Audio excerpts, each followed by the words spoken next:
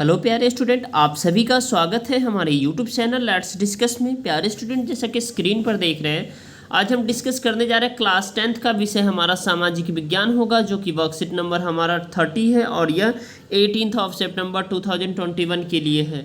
तो dear student, इससे पहले वाले वर्कशीट में भी हम यूरोप में राष्ट्रवाद ही कंटिन्यू किया थे। तो आज भी हमारा जो चैप्टर है यूरोप में राष्ट्रवाद यानी नेशनलिज्म इन यूरोप, वही कंटिन्यू चल रहा है। तो चलिए इसे प्रॉपर वे में आज भी डिस्कस करते हैं।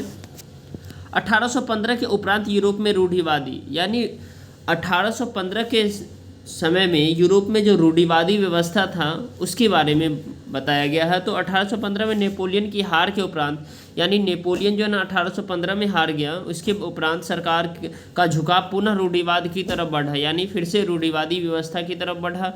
अपनी राजनीतिक विचारधाराओं के अनुरूप रूढ़िवादियों ने स्थापित संस्था जैसे रीति रिवाज परंपरा को मान्यता दी, यानी जो पुराने जो तौर तरीके थे रहने के वो सारे जो है ना उन सभी को मान्यता दी, ठीक है। एवं तीव्र परिवर्तन के स्थान पर क्रमिक विकास पर जोर दिया, यानी जो कुछ एक डेवलपमेंट यानी विकास की, वहाँ की आर्थिक विकास की जगह जो है ना उन्होंने क्रमिक विकास स्टेप बाय स्टेप जो कि रूढ़िवादी परंपरा के अनुसार थे उस पर जोड़ दिया। इस परिप्रेक्ष्य में एक शिखर सम्मेलन हुआ जिसे हम कांग्रेस कहा गया, ठीक है, का आयोजन वियना में किया गया। इस कांग्रेस का आयोजन ऑस्ट्रिया चांसलर ड्यूक मेटरनिख ने किया था।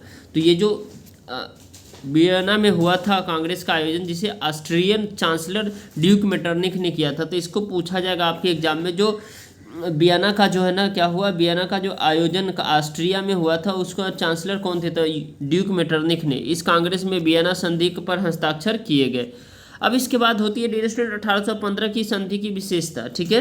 तो उस संधि की क्या विशेषता थी, तो फ्रांस में बुर्बो राजवंश की पुनर्स्थापना, यानी फिर से फ्रांस में बुर्बो राजवंश का स्थापना हो गया था और इसका मुख्य उद्देश्य था यूरोप में एक नई रूढ़िवादी व्यवस्था को कायम करना। रूढ़िवादी व्यवस्था यानी पुराने तौर तरीके के हिसाब से चलना, ठीक है। और फ्रांस में के इन इलाकों पर ये आधिपत्य रखो दिया जो उसने नेपोलियन के समय जीते थे, ठीक है। और फ्रांस के सीमा विस्तार पर रोक हेतु नए राज्यों का स्थापना किया गया। अब कहते हैं डियर स्टूडेंट, जो ड्यूक मेटरनिख है इनका जन्म 15 मई 1793 को हुआ था और वे ऑस्ट्रिया के चांसलर थे। यानी ड्यूक मेटरनिख कौन थे, ऑस्ट्रिया के चांसलर थे। और 1814 से 1848 तक के काल में इन्होंने यूरोप की राजनीतिक में महत्वपूर्ण भूमिका निभाई। यूरोप के राजनीतिक हालातों पर टिप्पणी करते हुए इन्होंने कहा कि यदि फ्रांस छींकता है तो पूरे यूरोप को जुकाम हो जाता है। और ये स्टेटमेंट आपको याद रखना डियर स्टूडेंट, आपके एग्जाम में ये पूछा जाएगा, किसने कहा था कि यदि फ्रांस छींकता है तो पूरे यूरोप को जुकाम हो जाता है, तो ड्यूक मेटरनिख, याद रखिएगा, ये आपके लिए VVI क्वेश्चन है, ठीक है।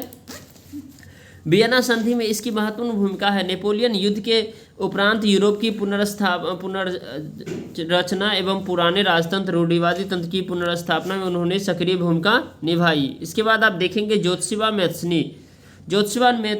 मैत्सनी का इनका जन्म जो 1807 में जेनोवा में हुआ था और कुछ समय पश्चात वह कार्बोनारी में गुप्त संगठन के सदस्य बने थे और 24 साल की युवावस्था में लिगुरिया में क्रांति करने के लिए उन्हें 1831 में निकाला दे दिया गया। यानी तत्पश्चात उन्होंने 2 और भूमिगत संगठनों की स्थापना की और पहला था मार्सेई में यंग इटली और दूसरा बर्न में यंग यूरोप। मैत्सनी द्वारा राजतंत्र का जोरदार विरोध करना एवं उसके प्रजातांत्रिक सपनों ने रूढ़िवादियों के मन में भय पैदा कर दिया, ठीक है। मेटरनिख ने उसे हमारी सामाजिक व्यवस्था का सबसे खतरनाक दुश्मन बताया। तो आपसे ऐसे भी पूछा जा सकता है, किसने कहा था कि हमारी सामाजिक व्यवस्था का सबसे खतरनाक दुश्मन बताया गया, तो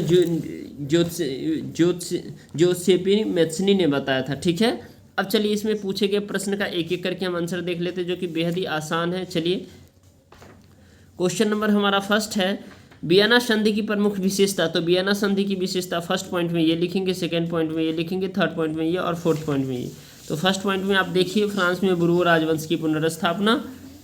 इसके बाद डियर स्टूडेंट आप इसमें देख सकते हैं फ्रांस में बुर्बो राजवंश की स्थापना होने के बाद इसका मुख्य उद्देश्य यूरोप में एक नई रूढ़िवादी व्यवस्था को कायम करना। फ्रांस में उन इलाकों पर जिसे आधिपत्य खो दिया जो उसने नेपोलियन के समय जीते थे और फ्रांस के सीमा विस्तार पर रोक हेतु नए राज्यों का स्थापना।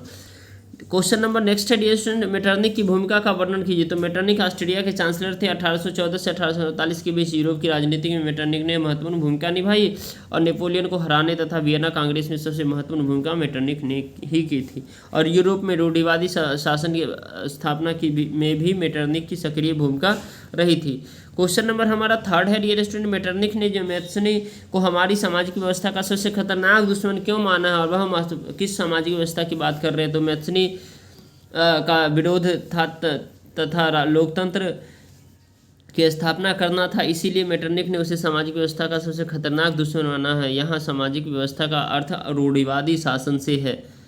क्वेश्चन नंबर हमारा 4 है, नेपोलियन युग के उपरांत यूरोप में क्या परिवर्तन है। तब बुर्बो राजवंश की पुनर्स्थापना हुई। ठीक है, रूढ़िवादी परंपराओं और शासन व्यवस्था को पुनः मान्यता मिली। तीव्र परिवर्तन के स्थान पर क्रमिक विकास यानी धीरे धीरे विकास होना शुरू हुआ। ठीक है, आई होप डियर स्टूडेंट ये वीडियो आपको अच्छा लगा होगा। इस वीडियो को जरूर लाइक कीजिए, हमारे चैनल पर नए हैं तो चैनल को सब्सक्राइब कीजिए और इस वीडियो को शेयर कीजिए ताकि उन सभी स्टूडेंट तक पहुँच पाए जिन्हें इनकी ज़रूरत है। ठीक है, तो चलिए फिर मिलते हैं नेक्स्ट वर्क्स में, तब तक के लिए bye bye, take care, have a nice day.